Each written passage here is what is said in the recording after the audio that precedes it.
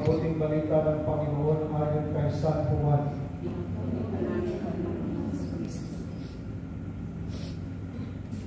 Noong panahon iyon, sinabi ni Jesus, "Ako ang mabuting pastor. Inaalay ng mabuting pastor ang kanyang buhay para sa mga tupa. Ang upahan ay tumatakas kapag nakikitang dumarating ang asong gubat. Iniiwan niya ang mga tupa, palibhasa hindi siya pastor at hindi kanya ang mga tupa. Kaya sinisila ng asong gubat ang mga ito at pinangangalat. Tumatakas siya palibhasa'y upahan lamang at walang malasakit sa mga tupa. Ako ang mabuting pastor, kung paano nakikilala ko ng Ama at siya'y nakikilala ko, gayon din naman nakikilala ko ang aking mga tupa at ako naman nakikilala nila. At iniaalay ko ang aking buhay para sa mga tupa. Mayroong akong ibang tupa na wala sa kulungan ito. Kinakailangan sila'y alagaan ko rin. Pakikinggan nila ang aking tinig. Sa gayoy, magiging isa ang kawan at isa ang pastor.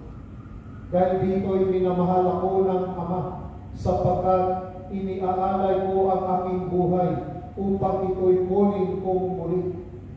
Walang makakukuha nito sa akin, kusa ko itong ibinibigay. Mayroon akong kapangyarihan ibigay ito at kunin ulit. Ito ang utos na tinanggap ko sa aking Ama." Ang mabuting balita ng Panginoon. Pinupuri ka namin, Panginoon Jesucristo. So sa Palestina ay common yan. Maraming mga tupa doon, yung mga sheep. So yung mga may-ari ng tupa ay nag-hire ng mga worker. Ito ay mga shepherd. Sila yung nagbabantay ng kanilang mga tupa. Kasi common doon, ito yung kanilang pagkain, at sometimes ito yung mga inaalay doon sa templo. Okay, so maraming mga pastor. So si Jesus, ina-identify niya yung kanyang sarili sa mga pastor. Pero doon sa mabuting pastor, sabi ni Jesus, "Ako ang mabuting pastor." So pag may mabuting pastor, kasi na-emphasize, "Ako ang mabuting pastor." Baka may hindi rin masamang pastor. Okay? Yung paano siya naging mabuting pastor? Number one, sabi niya, inaalay ng mabuting pastor ang kanyang buhay para sa mga tupa. So nagtrabaho siya, ibinigay niya ang kanyang buhay para sa mga tupa. Yung mga upahan ay tumatakas kapag may naningil. Yung mga upahan, sabi dito, tumatakas kapag nakikita dumarating ang aso gubat.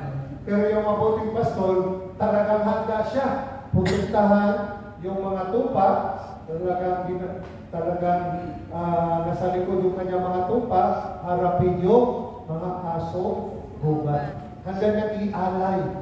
Sa parang sinabi ng mabuting pastor, bago mo sila saktan, ako muna. Kasi pinakita niya, kasi inaalay yung kanyang buhay doon sa Kalbaryo, yung kanyang pagpapakasakit, para tayo maligtas. Para nandun na yung mga kalaban, siya na yung nandun sa harap para iligtas tayo. Yun ang mabuting pastor, na i-sacrifice ang kanyang buhay, pinoprotektahan tayo, ginagabayan tayo. At ang hamon din natin, bilang tagasunod ni Jesus, ating mabuting pastor, na sana maging mabuting Kristyano din tayo, mabuting pastor din tayo, mabuting ina, mabuting ama. I'm sure parang ang buhay ng isang OFW, pang sakripisyo niya, inaalay nyo ang buhay nyo para sa future ng pamilya, kinabukasan. Kasi pag hindi inaalay yung buhay nyo, baka yung anak nyo hindi makapag-aral. Nagtrabaho, manin pa lang, nagtrabaho na. Pero inaalay nyo ibinigay ng buhay nyo, nagsakripisyo kayo para sa pamilya. Pero sana iangat din natin na hindi lang para sa pamilya, para din sa simbahan, para din sa kapwa. Sana mabuting pastor din tayo sa ating mga kababayan na protektahan natin sila, hindi sisiraan. Pag sinichismis mo yung kaibigan mo, nilang mabuting pastor, pinoprotektahan mo siya, hindi naman siya ganyan. Hindi ka, tama talaga na. Ganang tawagan mo. Pero kaya mabuting pastor ka, pinoprotektahan mo ng siraan. Baka may problema na yun. Baka nakaganyan siya dahil iniwanan kasi siya ng asawa. So, galit na galit siya. So, dapat tayo rin ay protektahan. Huwag natin sulsulan. Okay? Pag may mamarites yan, dapat ikaw ay mabuting pastor, protektahan mo. Iba lang pag-usapan natin. Huwag naman siya. Kasi kawawa naman siya. So, pinuprotektahan yun hindi natin i-practice yung pagkamabuting pastor. At sabi ng Panginoon, ang mabuting pastor dahil kilala niya tayo. Ako ang mabuting pastor kung paano nakikilala ko ng Ama at siya nakikilala ko, kayo din naman nakikilala ko ang aking mga tupa at ako naman nakikilala nila. So kilala tayo ni Lord. Ang tanong, kilala ba natin si Lord? Pero kilala ka ni Lord. Yung puso mo, yung galit mo, kahinaan mo, kilala ka niya. Pero mahal ka pa ni Lord. Mas may kahinaan ka, mahal. Kasi tupa tayo. Hindi naman ito pa to, walang pinta to. Di ba may nawalang tupa? Anong ginawa ng Good Shepherd? Iniwan yung 99. Hinanap yung isa. Ganon tayong kamahal ng Panginoon. Maski may kahinaan ka, sometimes nawawala tayo, hinahanap tayo ni Lord. Dahil gusto ni Lord na makasama natin siya. So, ganon din ang hamon sa atin, nakilala natin siya.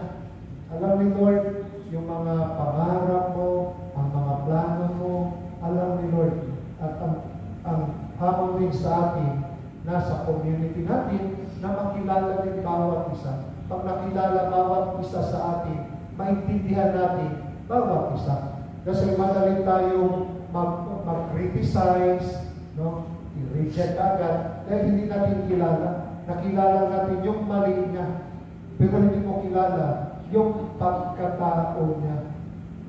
Kung makilala lang sana natin yung story bawat isa, maintindihan natin ang bawat isa. So yung hamon ng community life, that's my community natin, para to understand one another. That's why nabubuhay ang community if there is an understanding. Hindi tayo natin sa community, hindi tayo ibig sabihin, lahat ng member ng community perfect. Hindi. Lahat tayo may mga imperfection. At ang community nabubuhay dahil nagtutulungan. Sa kahinaan mo, pero tinulungan, makaahon, para makasunod, makarinig sa tinig ng Panginoon. That's why hindi natin mapakinggan ang boses ng ating mabuting pastor dahil nakikinig lang tayo sa sariling boses natin. Hindi tayo mawawala sa ating paglalakbay kung ating pakinggan ang boses ni Lord. Pero papakinggan mo yung sarili mo, yung galit mo, yung nakaraan mo, mawawala tayo. Hindi tayo makasunod kayo. Hindi mo nalaman. Hindi na pala ito simbahan o sa iba ka ng simbahan. Kasi hindi ka nakikinig kay Lord. Hindi tayo nakikinig sa banal na Espiritu Santo. Pag hindi tayo mawawala sa ating journey, pakinggan si Lord. Okay? Diba, nakikinig. Nakilala niya tayo. Diba? Kilala na tayo. Dito nakita ko yung may sa internet, dami niyang aso. More than 20. More than 20. Pero, kilala na lahat yung mga aso. Kilala niya lahat. Diba tayo, may mga aso, diba, naglalakad yung mga aso. So, isa lang yun, madaling makilala siya. More than 20. Kilala. At siguro, ilang billion na tayo sa mundo. Pero kilala ka ni Lord. Ganon siya kabuti. Pero tayo, nakalimutan na natin yung sister. Kilala mo ba yung katabi mo? Kilala mo yung pangalan? Yung pangalan pangalan niya? Hindi mo alam, katabi mo pa yan. Tanungin mo nga ng pangalan. At kita-kita rin dito, pinigkilala yung katabi. Pag-pispirito, ganun lang. Tapos ito yung nasa simbahan, ito yung panta. Yung mga attribute mo rin. Maitim. Kilala mo yung katabi mo? Yung sa likod mo, kilala mo. Kilala mo. Dapat, paano ito mabili na community? Pagka hindi tayo kakilala. That's why we have to know one another. Diba, sabi nga sa Jeremiah, sabi ni Jeremiah, na Jesus kay Jeremiah, before you were born, I knew you. Sa sinapupunan pala ng iyong ina, kilala na kita. Kilala kayo, no? Hindi pa yung isinilang kilala. May plano na pala si Lord sa atin. Okay? So that's why the Lord Jesus, our good shepherd. At hindi tumatakas, sabi nga dito, mayroong akong ibang tupa na wala sa kulungan ito. Kinakailangan silang alagaan ko rin. Pakikinggan nilang aking tinig. Sa gayoy, magiging isa ang kawan at isa ang pastol. So meron na siyang mga tupa na wala daw sa kawan. And that's why yung simbahan ng minisyon para maging isang kawan tayo, isang simbahan, isang Diyos. Hindi maraming simbahan, maraming Diyos. Isa lang ang simbahan at isa lang yung Diyos. Okay? Kasi very clear. Marami pa daw, marami pagtupa na hindi kasama sa simbahan. At tayo bilang bahagi ng simbahan, magdimisyon para sila ay tayo maging isang simbahan. Isang simbahan, isang pastor. Okay? So yun ang hamon sa atin bilang kasapi ng simbahan na patuloy tayo magdimisyon dahil ito pala ang parang pangarap rin ng Diyos na maging isa tayo para isang simbahan, isang kawan. One body, no? One head, no? Isang katawan, head natin ang Panginoon. So, sa ating banal na pagdiriwang, sa ating Eucharistia, tayo pinaalalahanan na si Jesus ang mabuting pastor. Siya ang nag-alay ng buhay para sa atin. Siya ang protector. Siya ang nagbibigay buhay para sa ating kaligtasan. Na hindi tayo mapahamak. So para hindi tayo mapahamak, pakinggan natin siya. Sundin natin siya. Hindi natin pakinggan ang boses ng demonyo. Siya yung ating pakinggan para hindi tayo mapahamak, hindi tayo mawala sa landas tungo sa kanyang kaharian. Amen. Magsitayo ang ipahayan ng ating